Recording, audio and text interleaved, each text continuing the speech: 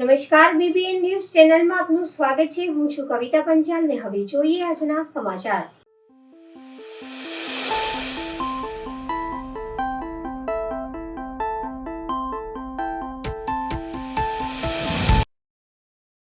વારસિયા ખાતે GPL-2 cricket ટૂર્નામેન્ટનો ધમાકેદાર પ્રારંભ, યુવાનોમાં ઉત્સાહ. વડોદરા શહેરના વારસિયા વિસ્તારમાં ગાયત્રી ગ્રાઉન્ડ પર ગાયત્રી પ્રીમિયર લીગ સિઝન 2નું આયોજન કરવામાં આવ્યું છે, જેમાં યુવાનોમાં ખાસ ઉત્સાહ જોવા મળી રહ્યો છે. સંસ્કારી નગરી વડોદરાના વારસિયા વિસ્તારમાં આવેલ ગાયત્રી ગ્રાઉન્ડ ખાતે Gayatri premier league season 2 cricket ટૂર્નામેન્ટનો ભવ્ય પ્રારંભ થયો હતો. ગયા વર્ષે યોજાયેલ સિઝન 1ની સફળતા બાદ આ વર્ષે સિઝન 2નું આયોજન કરવામાં આવ્યું છે, જેમાં કુલ 10 ટીમો ભાગ લઈ રહી છે. આ ટૂર્નામેન્ટ 27 દિવસ સુધી ચાલશે, જેમાં ખેલાડીઓ પોતાની પ્રતિભા દર્શાવશે. આ ટૂર્નામેન્ટનો મુખ્ય હેતુ સ્થાનિક યુવાનોને એક મજબૂત પ્લેટફોર્મ પૂરું પાડવાનો છે, જેથી તેઓ પોતાની રમતગમતની પ્રતિભા વિકસાવી શકે અને ભવિષ્યમાં દેશનું પ્રતિનિધિત્વ કરવાની દિશામાં આગળ વધી શકે. આયોજકો દ્વારા જણાવ્યું છે કે વિવિધ જ્ઞાતિ અને ધર્મના ખેલાડીઓ એકસાથે ભાગ લઈ રહ્યા છે, જે સમાજમાં એકતા અને સૌહાર્દનો સંદેશ આપે છે. ટૂર્નામેન્ટમાં ઇનામોને લઈને ખાસ આયોજન કરવામાં આવ્યું છે. ઓમ્સ ક્રિએશનના ઓમ ભારવાની દ્વારા કુલ 7 ટ્રોફીઓ આપવામાં આવી છે, જ્યારે અન્ય આકર્ષક ઇનામો હાઉજા મોબાઈલ એક્શન શૂ શ્યામ થેલી ભંડાર દ્વારા આયોજિત કરવામાં આવ્યું છે. આ ટૂર્નામેન્ટનું આયોજન ભરત ભાગચંદાની અને દિનેશ તલોકાના દ્વારા કરવામાં આવ્યું છે. આ પ્રસંગે સામાજિક અગ્રણી સમુખ જ્ઞાનચંદાની ખાસ ઉપસ્થિત રહ્યા હતા. વારસા ખાતે અહીંયા અમારે સિઝન 2 GPL સિઝન 2નું આયોજન કરવામાં આવ્યું છે અને આ સિઝન 2 ગયા વર્ષે પણ કરવામાં આવી હતી. ગયા વર્ષે સ્ટાર્ટ કરવામાં આવી હતી અને આ વર્ષે પણ આ સિઝન 2 ને 2026નું આજે આયોજન કરવામાં આવ્યું છે અને અહીંયા બધા મેમ્બર્સ હાજર છે. અને આ ટુર્નામેન્ટમાં 10 ટીમો રાખવામાં આવી છે આ વખતે અને 27 દિવસ ચાલશે આ ટુર્નામેન્ટ. અને આ અમે ટુર્નામેન્ટ કેમ રાખીએ છીએ કે ભાઈ અહીંયા જે છોકરાઓ છે રોજે અહીંયા જે રમવા આવે છે, જે આ ગ્રાઉન્ડ પર રમવા આવે છે, એ લોકોની બી ટીમો એમાં કરવામાં આવી છે અને આ ટીમોમાંથી રમીને આગળ જઈને ઇન્ડિયા ટીમ માટે બી રમે. અમારી એવી આશા છે કે ભાઈ અહીંયા રમતા રમતા ઇન્ડિયા ટીમમાં બી સ્થાન મળે આ છોકરાઓને, એ અમારી આશાઓ છે. અને અહીંયા બધા જે છોકરાઓ છે અહીંયા નાના મોટા બધા ભેગા મળીને અહીંયા આયોજન કરવામાં આવે છે અને આ આયોજન બહુ સરસ રીતે કરવામાં આવે છે. અને આ ટ્રોફી રાખવામાં આવી છે ઓમ ઇન્સ્ક્રેક્શન ઓમ ભારવાની દ્વારા. આ ટ્રોફી રાખવામાં આવી છે અને બીજા બી ઘણા ઇનામો રાખવામાં આવે છે બીજા અગ્રણીઓના દ્વારા. અને આ ટ્રોફીઓ ગયા ટાઈમે બી રાખવામાં આવી હતી અને આ ટ્રોફીઓ આ વખતે જે રાખવામાં આવી છે અલગ અલગ નમૂને અને અલગ અલગ ઇનામો આપવામાં આવશે. મેસેજ એ છે કે આ ટ્રોફી નથી, આ ટ્રોફીમાં એક યાદ છે અને આ ટ્રોફી જે જીતશે એને એવું લાગશે કે ભાઈ આ ટ્રોફી જીતી છે, વર્લ્ડ કપની બી ટ્રોફી જીતીને આવું એવું એને લાગવું જોઈએ. સન્મુખ જ્ઞાનચંદાની. ડભોઈ શાંતિપૂર્વક માહોલમાં મતદાન પૂર્ણ. EVMમાં ઉમેદવારોનું ભાવિ સીલ થયું. વહેલી સવારથી ડભોઈ નગરપાલિકા તથા તાલુકા પંચાયત તેમજ જિલ્લા પંચાયતની 4 બેઠકમાં ઉત્સાહપૂર્વક મતદાન. ડભોઈ નગરપાલિકાનું સરેરાશ 75% મતદાન નોંધાયું. ડભોઈ તાલુકા પંચાયતની 18 બેઠક, જ્યારે જિલ્લા પંચાયતની 4 બેઠક માટે સરેરાશ 74.40% મતદાન નોંધાયું. ડભોઈ નગરપાલિકામાં 36 બેઠક પૈકી 31 બેઠકમાં 84 ઉમેદવારોના ભાવિ સીલ. તાલુકા પંચાયતના કુલ 20 પૈકી 18 બેઠક માટે 48 ઉમેદવારોનું ભાવિ સીલ. જિલ્લા પંચાયતની 4 બેઠક માટે કુલ 12 ઉમેદવારોનું ભાવિ સીલ. તમામ EVM મશીન સ્ટ્રોંગ રૂમ લઈ જવામાં આવી. 28મી એપ્રિલ પરિણામ જાહેર થશે. ઉપલેટામાં આજરોજ જૂની અદાલતનો ખાર રાખી પિતા પુત્ર પર હુમલો. ઉપલેટાના પંચહાટી વિસ્તાર પાસે આવેલ ધોરાજી જાપા પાસે પિતા રિઝાઇલ ઓસમણા સૂર્ય તેમજ પુત્ર રેહાન રિયાઝ સૂર્યા અને લોખંડના પાઇપ વડે હુમલો કરી ગંભીર ઈજાઓ પહોંચાડી જૂની અદાલતોનો ખાર રાખી પિતા પુત્ર પર હુમલો થયો હોવાનું જાણવા મળ્યું છે. હુમલો કરનાર શખ્સોએ પિતા પુત્ર પર ગંભીર હુમલો કરતા બંનેના પગમાં ફ્રેક્ચર થયા છે, જેને લઈને પ્રથમ બંને પિતા પુત્રની સરકારી હોસ્પિટલમાં ખસેડવામાં આવ્યા હતા, જ્યાંથી સારવાર ખાતે ખાનગી હોસ્પિટલમાં લઈ જવાયા. તમામ ઘટનાની તપાસ હાલ ઉપલેટા પોલીસ દ્વારા હાથ ધરવામાં આવી છે.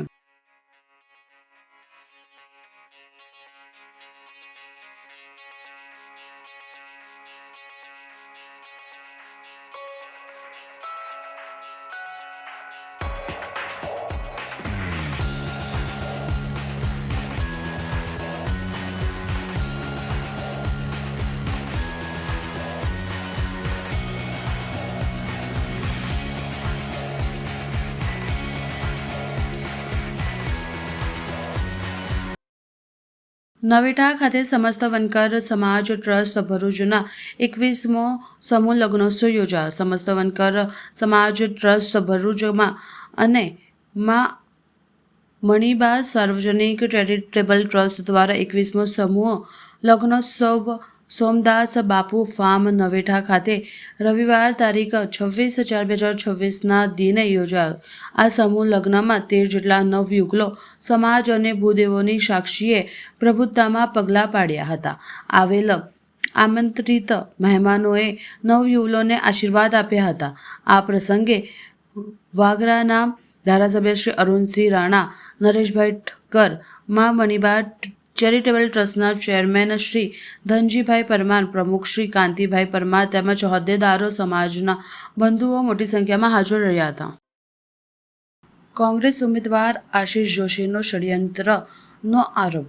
સંખેડા પોલીસ સ્ટેશને કારમાંથી વિદેશી દારૂના જથ્થા સાથે ઝડપાયેલા મૂળ ઉત્તર પ્રદેશના અને હાલ દુબઈ ખાતે રહેતા પ્રમોદ પાંડે નામના શખ્સે પૂછપરછ દરમિયાન આ જથ્થો વડોદરાના આશિષ જોશીને મંગાવ્યો હોવાની કબૂલાત કરતા પોલીસે પ્રોહિબિશન અધિનિયમ હેઠળ કાયદેસરની કાર્યવાહી હાથ ધરી. આ ઘટનાને લઈને રાજકીય ગરમાવો વધ્યો છે. વોર્ડ નંબર 15ના કોંગ્રેસ ઉમેદવાર આશિષ જોશીએ આરોપોને સખત શબ્દોમાં નકારી કાઢતા જણાવ્યું હતું કે ભાજપને હારનો ભય સતાવી રહ્યો હોવાની તેમજ ષડયંત્રપૂર્વક ફસાવવાનો માત્ર પ્રયાસ કરવામાં આવી રહ્યો છે.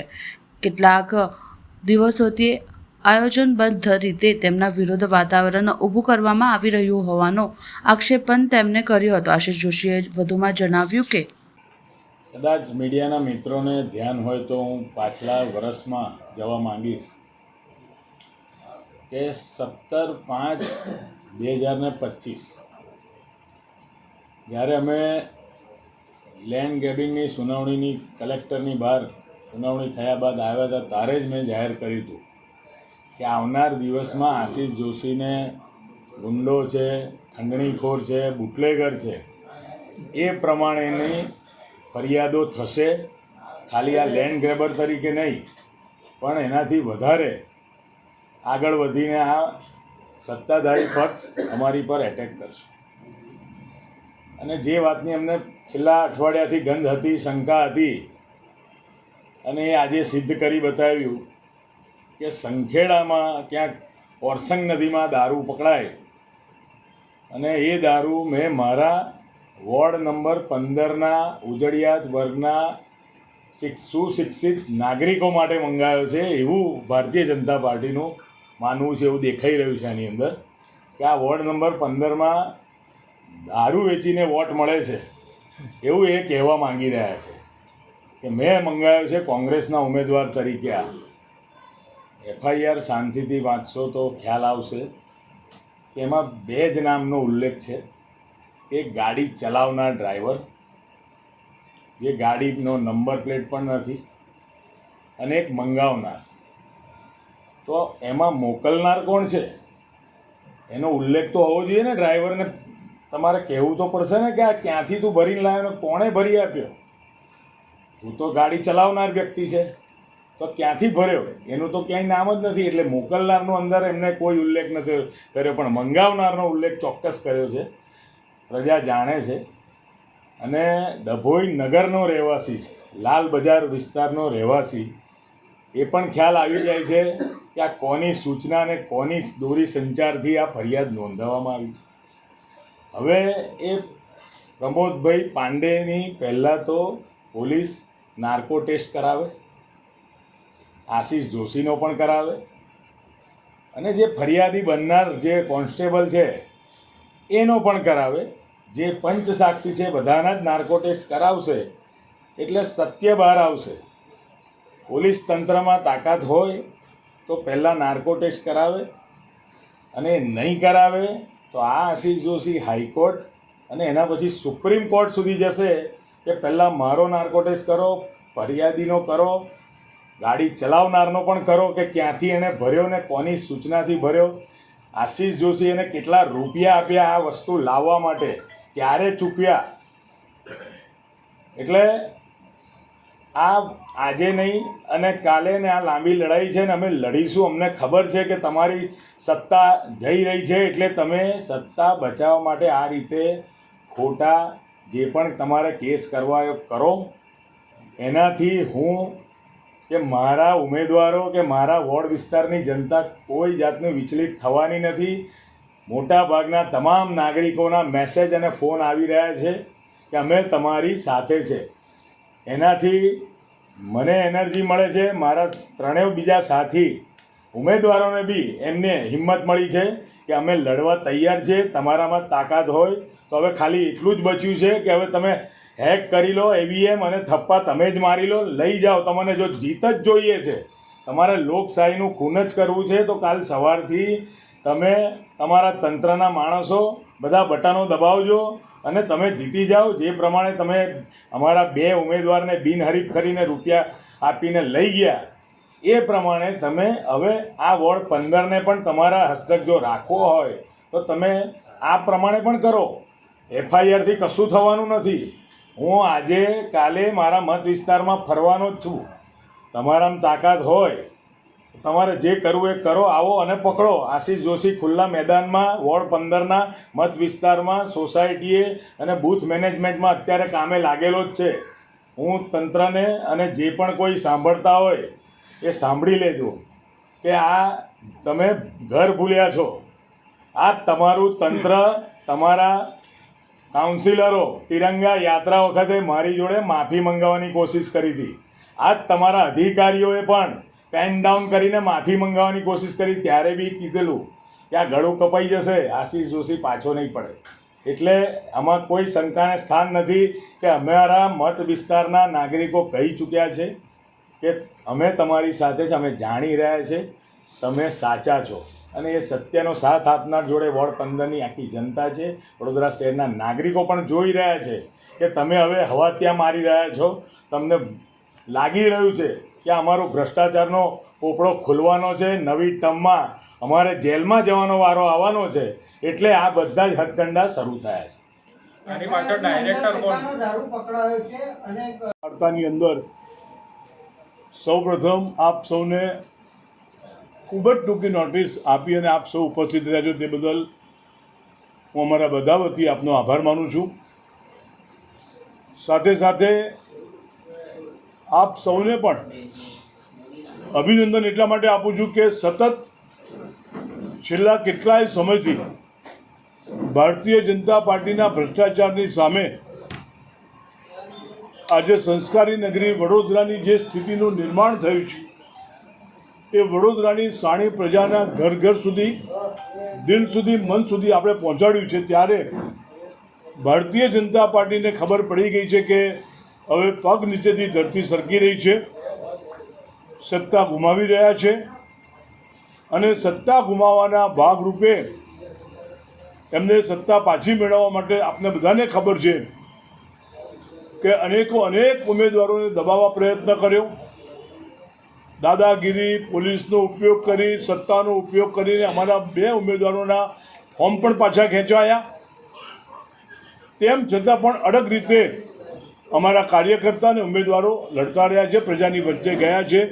પ્રજાના ઘર સુધી પોતાની સ્લીપથી માંડીને, પત્રિકાથી માંડીને રાઉન્ડ હાઉસ ટુ હાઉસ અમારા કાર્યકર્તા મિત્રોને ઉમેદવારો કર્યા છે. અને પ્રજાને પણ ખબર છે કે હવે બસ બહુ થયું, હવે ભાજપને મત ના અપાય.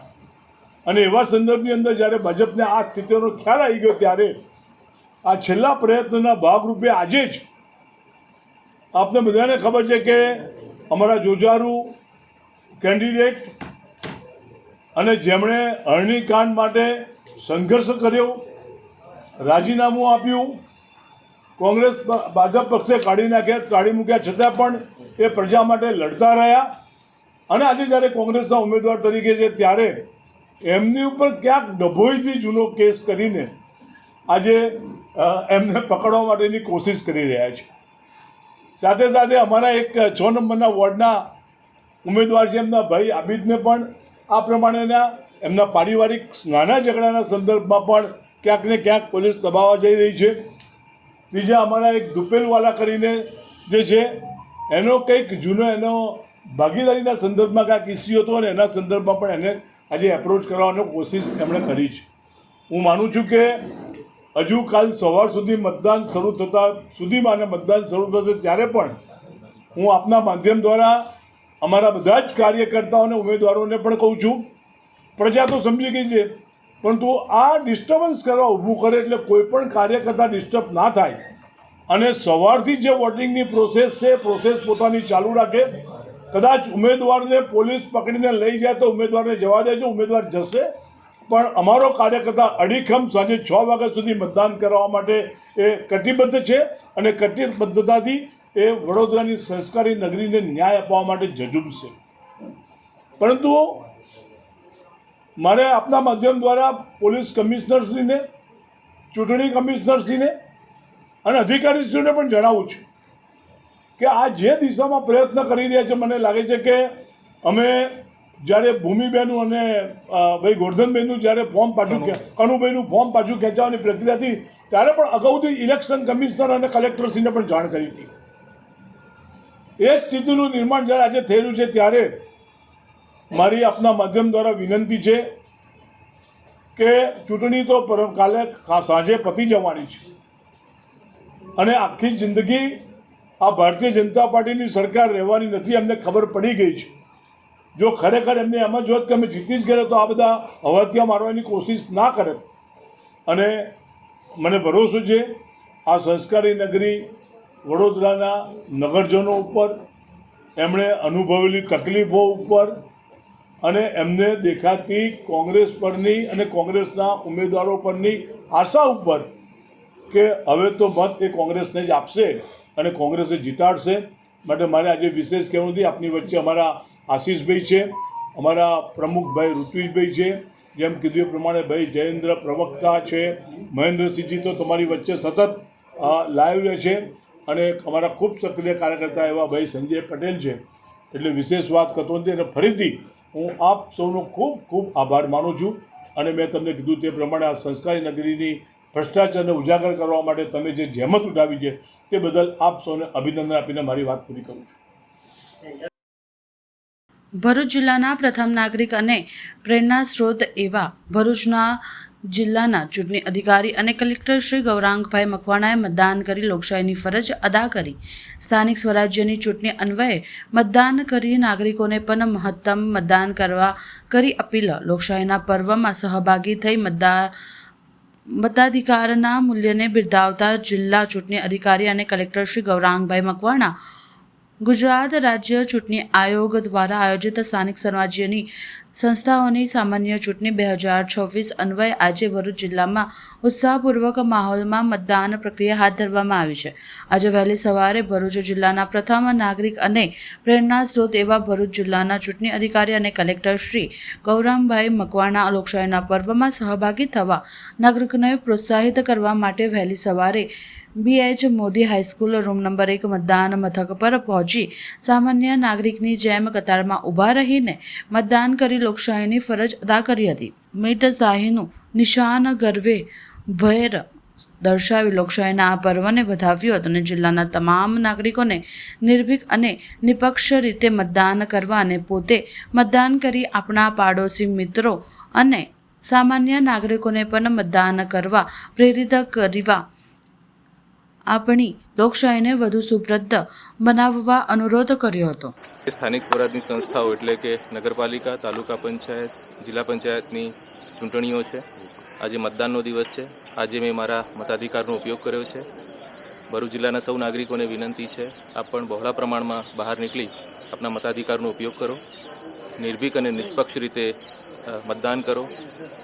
આપ પોતે તો મતદાન કરો જ, પરંતુ સાથે સાથે આપના પડોશી, આપના મિત્રો, આપના પરિવારજનો એમને પણ મતદાન કરવા માટે પ્રેરિત કરો. ખૂબ મોટા પ્રમાણમાં મતદાન કરી આપણે લોકશાહીને વધુ સુદૃઢ બનાવીએ એવી અપીલ છે. ધન્યવાદ. લોકશાહી પર્વ પર ચંદ્રકાંત શ્રીવાસ્તવે ધર્મપત્ની સાથે મતદાન કર્યું. આજે વહેલી સવારથી જ ગુજરાત રાજ્ય સ્થાનિક સ્વરાજ્યની ચૂંટણીમાં પોતાના મતાધિકારોનો ઉપયોગ કરવા પહોંચેલા મતદાતાઓ દ્વારા ભારે ઉત્સાહ જોવા મળી રહ્યો હતો. કોંગ્રેસના ઉમેદવાર ચંદ્રકાંત શ્રીવાસ્તવે ધર્મપત્ની સાથે મતદાન કર્યું અને તમામ વડોદરાવાસીઓને મતદાન કરવાની અપીલ કરવામાં આવી. મતદાન કરવું એ તમારો અધિકાર છે અને મતદાન કરવું જોઈએ એવું મારું સ્પષ્ટ માનવું છે. અને મતદાન કરવાથી આપણે સાચા વ્યક્તિને પસંદ કરીને ચૂંટણીમાં જીતાડી શકીએ છીએ.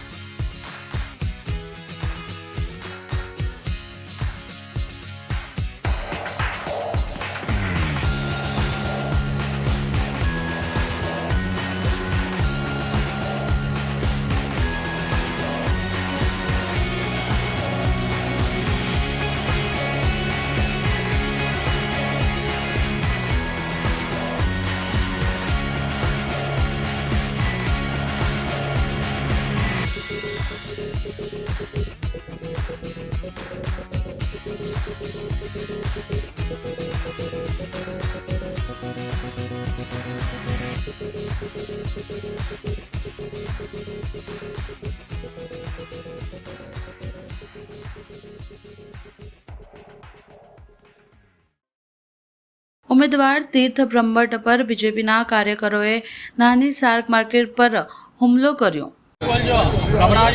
ચોખંડી રમણલાલ પ્રાથમિક શાળા ખાતે અમને જાણકારી મળી કે વોટિંગ કેવો ચાલે છે, તો અમે પ્રિઝાઇડિંગ ઓફિસરને મળવા આવ્યા. એટલે એમાં ભાજપના લોકો હાર બારકી ગયા હતા. એના કારણે ઉમેદવાર મારા તીર્થ બ્રહ્મભટ્ટ સાથે ધક્કમધક્કી કરી એ લોકો મારા પર હુમલો કરવાનો પ્રયત્ન કર્યો. આ તો કેવી લોકશાહી છે કે ઉમેદવારને લોકો પકડે છે, હાર બારકી એટલે ઉમેદવાર પર હુમલો કરવાનો. ત્યાં સુધી આ લોકોની નાલાયકી હલકટી આપણે સહન કરીશું. હવે જનતાએ જાગવાની જરૂર છે અને આ ભાજપને ખદેડવાની જરૂર છે. ડભોઈ નગરપાલિકા ચૂંટણીનો ઉત્સાહ. લગ્નના દિવસે યુવાન ઉત્સાહપૂર્વક મતદાન કરવા બૂથ પર પહોંચ્યો. પહેલાં મતદાન, પછી લગ્નની વિધિ. લગ્નની વિધિ પૂર્વે પીઠી ચોંટેલી હાલતમાં વરરાજાએ મતદાન કર્યું. રવિકુમાર વિજયભાઈ ભાટિયાએ પોતાના લગ્ન પૂર્વે ડભોઈના વોર્ડ નંબર 9માં કર્યું મતદાન. આદર્શ માધ્યમ શાળા પટેલવાડી ખાતે મતદાન કરી દરેકને મતદાન કરવા કર્યું આહ્વાન.